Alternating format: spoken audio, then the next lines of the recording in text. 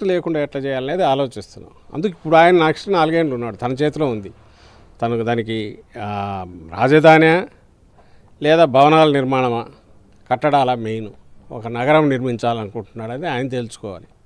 రాజధాని అయితే it's very much there, ఇప్పటికీ సెక్రటేరియట్ ఉంది, అసెంబ్లీ ఉంది, హైకోర్టు ఉంది, నడుస్తుంది. సో దాని మీద ఆ ఏరియాలో ఉన్న ఇబ్బందులు వాటిని దృష్టిలో పెట్టుకుంటే ఇక్కడికైనా విజయవాడ గుంటూరు మధ్యకి వచ్చేస్తే శాశ్వతంగా దానికి పరిష్కారం ఏర్పడుతుంది. ఇంకోరికి మళ్ళీ వచ్చిన తర్వాత ఆలోచించాల్సిన అవసరం కూడా మాకు కానీ ఇంకోరికైనా రాదు. అంటే ఈ ప్రొహిబిటివ్ కాస్ట్ లేకపోతే, స్కాములు లేకపోతే, రియల్ ఎస్టేట్ స్కామ్ లాగా తయారు కాకపోతే, రియల్ ఎస్టేట్ వ్యాపారం లాగా చంద్రబాబు నాయుడు గారు చేయకపోతే అసలు ఈ ఆలోచనే రాదు. వచ్చినప్పుడు అన్ని ప్రాంతాల ప్రజల ఆకాంక్షలను దృష్టిలో పెట్టుకొని చేయాలనే దానికి నెక్స్ట్ స్టెప్ పోయింది. సో ఇప్పటికైనా ఆయనకు ఏదైనా కొంత ఇది పనిచేస్తే తన జోబులు ఎట్లా నింపుకోవాలో, తన కోటరీల జోబులను ఎట్లా నింపాలో కాకుండా దానికి సొల్యూషన్ చూపాలంటే ఇంకా 3 ఏళ్ళు టైం ఉంది తన చేతిలో, 3-4 ఏళ్ళు. You can complete it. ఆ చిన్న చిన్న చేసేసి రూల్ మొదలు పెట్టచ్చు. బట్ అది అక్కడి నుంచి అయితే అసాధ్యము. అన్ని లక్షల కోట్లు స్టేట్ భరించే పరిస్థితి లేదు. ఈ విజయవాడ గుంటూరు మధ్య అయితే మీకు ఈజీ అవుతుంది. ఇటు బందర్ దగ్గర నుంచి ఎలాగో అవుటర్ రింగ్ రోడ్డు వస్తుంది. ఇప్పుడు బైపాస్ అది కూడా జగన్మోహన్ రెడ్డి గారే పూర్తి చేశారు. ఇటువైపు హైదరాబాద్ పశ్చిమ సైడ్, వెస్టర్న్ సైడ్ హైదరాబాద్ కలపడానికి. ఇంక ఇటువైపుగా మనం అనుకున్నట్టు పూర్తి అయిపోతే, నెక్స్ట్ పూర్తి అయితే ఎంటైర్ రింగ్ రోడ్డు ఫామ్ అయ్యి మన బందర్ పోర్ట్ ఒకటి వస్తుంది, మచిలీపట్నం పోర్టు. సో ఇక్కడి వరకు 80 కిలోమీటర్లు టోటల్ ఎంటైర్ మహానగరం డెవలప్ కావడానికి అవకాశం ఉంటుంది ఇక్కడికి గనా తీసుకుంటే. అక్కడే ఆయన బిల్డింగులు కట్టడము, ఒక నగరంలాగా తనే మొత్తం మాయాబజార్లాగా కట్టాలని అనుకుంటే అది ఏమవుతుందో తెలియదు. ఎందుకంటే పునాది ప్రతిదీ 500 అడుగులో, 600 అడుగులో, 1000 అడుగులో పోవాల్సి వస్తుంది. డీవాటరింగ్కే 100 కోట్లు ఖర్చు పెట్టే పరిస్థితి వస్తుంది పోను రోజుకు. ఎందుకంటే రివర్ బెడ్లో ఉన్నట్టుంది అది. సో లక్షల కోట్లు అప్పు అవుతుంది. రియలైజేషన్ ఏమవుతుందనేది తెలియదు. సో దాని నుంచి ఇప్పటికైనా రాష్ట్రాన్ని కాపాడు, ఎందుకంటే అప్పు చేస్తున్నాడు కాబట్టి అనే ఉద్దేశంతోనే జగన్మోహన్ రెడ్డి గారు ఆ సలహా ఇచ్చారు. ఆయన సెన్సిబుల్గా ఆలోచిస్తే సొల్యూషన్ అక్కడే ఉంది. దాన్ని అందుకోగలిగితే స్టేట్కు మంచిది, ఫర్దర్ అప్పులు ఎక్కువ కాకుండా, అండ్ రాజధాని అనేది కూడా శాశ్వతంగా ఫామ్ అవుతుంది. అది చెప్పదలుచుకున్నాను. ఆ సజెషన్ని ఒక స్టాండ్గా తీసుకుంటారా సార్ నెక్స్ట్? ఆబ్వియస్లీ నేనేమంటున్నానంటే ఆ సజెషన్ ఇప్పుడు నేను ఇంతకుముందు ఎస్ఆర్ నో అని ఉండదు, దీనికి ఆన్సర్ ఇంత పొడవని ఎందుకు చెప్తున్నానంటే, వచ్చిన దాన్ని దేని జగన్మోహన్ రెడ్డి గారు ఆలోచన చేయాల్సి వచ్చింది అంటే స్టేట్ భరించలేనంత కాస్టు, దానివల్ల కూడా పూర్తి అవుతుందో లేని పరిస్థితిలో అప్పుడు డీసెంట్రలైజేషన్ ద్వారా వచ్చింది.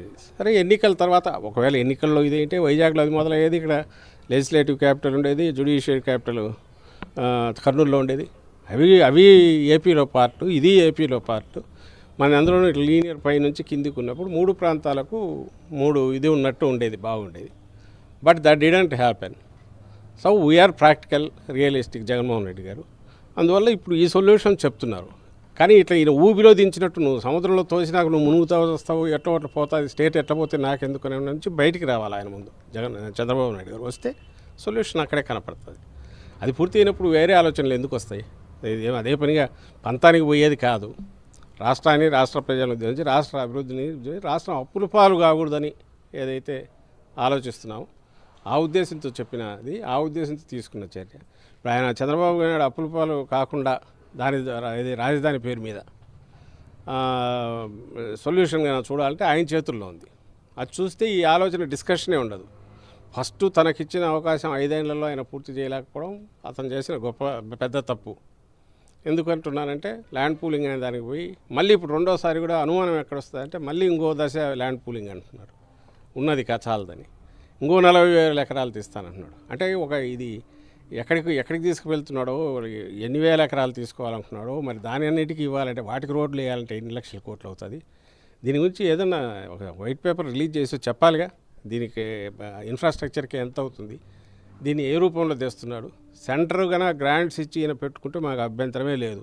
ఇంకా మహానగరాలు కట్టుకునే వద్దని ఎవడంటాడు మన స్టేట్కి వస్తుంటే. నువ్వు అట్లా కాకుండా లోన్ తెస్తూ ఆ లోన్ దొరకడమే పెద్ద ఫేవర్ చేసినట్టు, ఎంతైనా లోన్ చేసుకొని నేను సెంటర్ అనడం వాళ్ళు ఫేవర్ చేసినట్టు వీళ్ళు ఆడుతున్న నాటకం అంటే స్టేట్ మునిగిపోతుంది. ముందు దాని నుంచి బయటపడేయమని ఆయన కోరుతున్నాం. అందులో భాగంగా ఆయన పడేయగలిగితే ఇక్కడే నడుస్తుంది, బాగానే ఉంటుంది చేసేది. అండ్ ఇప్పుడు ఈ మాత్రం డెవలప్మెంట్ ఇటు గుంటూరు విజయవాడ మధ్య అయినా, విజయవాడలో జరిగిన డెవలప్మెంట్ అయినా ఏదైనా జగన్మోహన్ రెడ్డి గారు చేశారు. సో మా ఉన్నప్పుడు ప్రియారిటీ అక్కడ ఎందుకు ఎలాంటి ఇది అడిషనల్ లేకుండా ఆయన పెట్టిన బరువు తప్ప డెవలప్మెంట్ ఇంకో పక్క జరుగుతున్నప్పుడు మళ్ళీ మేము వస్తే సహజంగానే డెవలప్ అవుతుంది. దానికి ఏం డౌట్ ఇది చేయాల్సిన అసలు. ఈలోగా ఆయన బరువు వేయకుండా చాలా అదే స్టేట్కు చేసే అరే ఫర్దర్ అప్పుల పాలు చేయకపోతే చాలా అదే స్టేట్కి చేసే మేలు అవుతుంది. ఆ తర్వాత సరే ఇక్కడ నుంచి రూలింగ్ అనేది జరిగేది అంటే అది డెవలప్ కావడం అనేది లైక్ హైదరాబాద్ 20 ఏళ్లలోనూ అమరావతి ఏరియా ఖచ్చితంగా డెవలప్ అవుతుంది. ఎందుకంటే మొదలైంది బైపాస్ జగన్మోహన్ రెడ్డి గారు వేశారు. మిగిలినవి సగం సగం ఉన్న రోడ్లు ఎప్పుడో ఒకసారి పూర్తి అవుతాయి. ఆర్గానిక్గా దాని అంతటా అది డెవలప్ కావడానికి స్కోప్ ఉంటుంది. బట్ దట్ టేక్స్ డికేట్స్ పట్టవచ్చు. 10 ఏళ్ళు పట్టచ్చు, 15 ఏళ్ళు పట్టచ్చు. ఎందుకంటే ఇది మనుషులు వచ్చి చేరే కొద్దీ రోడ్లు డెవలప్ అవుతుంటాయి.